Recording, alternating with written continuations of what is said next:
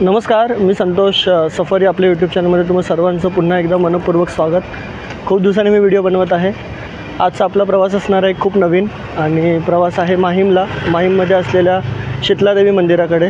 हे मंदिर खूप प्राचीन आहे आणि लगभग कोळी बांधवांनी या मंदिराची स्थापना केलेली। सध्या आहे मी सानपाडा स्टेशनमध्ये आणि इथून आपल्याला माहीमला जावं लागेल।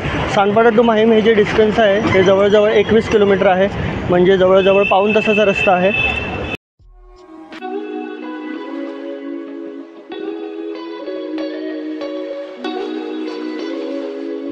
सानपाडा ते माहीम हे जे डिस्टन्स आहे ते जवळजवळ 22 किलोमीटरच्या आसपास आहे आणि सानपाडा स्टेशनवरून आपल्याला माहीमला जाण्यासाठी प्लॅटफॉर्म नंबर 4 वरून CSTची गाडी पकडायची आहे आणि वडाळ्याला गेट डाऊन करून आपल्याला अंधेरी गोरेगाव या 2 गाड्यांपैकी एक गाडी माहीमसाठी पकडायची आहे।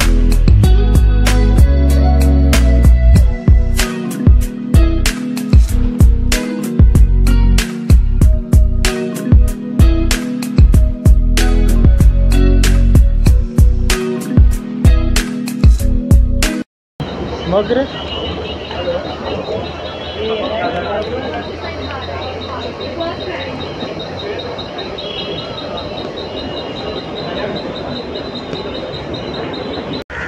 फायनली मी आलेलो आहे माहीमला।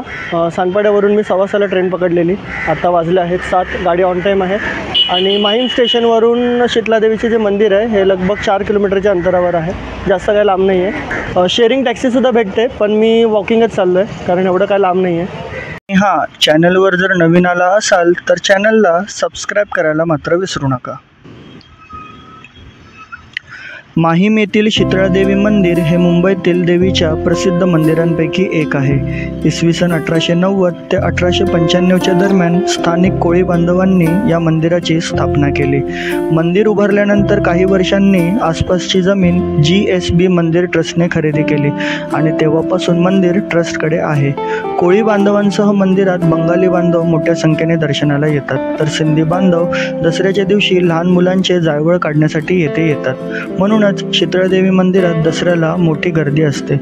कोळी समाजातील कुटुंबात जन्माला आलेल्या मुलाला शीतलादेवीच्या पायावर ठेवण्याची प्रथा आहे। देवीच्या दर्शनासाठी मंदिरात मोठमोठ्या रांगा लागलेल्या असतात, तरी योग्य नियोजनामुळे कोणत्याही प्रकारची धक्काबुक्की येथे होत नाही।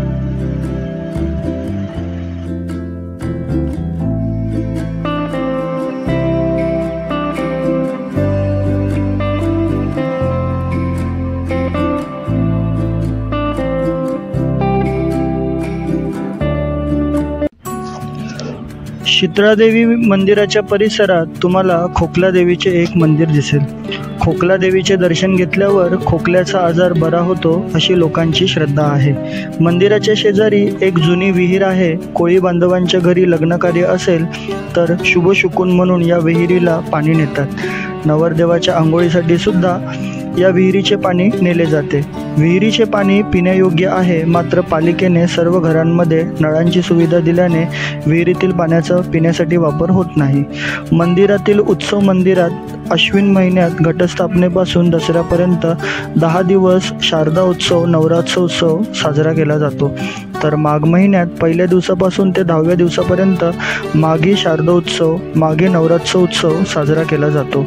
कुमारिका पूजन पालखी सोहळा हे त्यापैकी मोठे सोहळे आहेत। या काळात दररोज 7,000हून अधिक भाविक दर्शनाला येतात।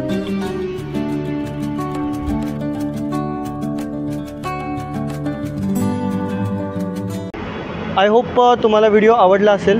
व्हिडिओ जर आवडला असेल तर नक्की व्हिडिओला लाईक करा, शेअर करा, कमेंट करा।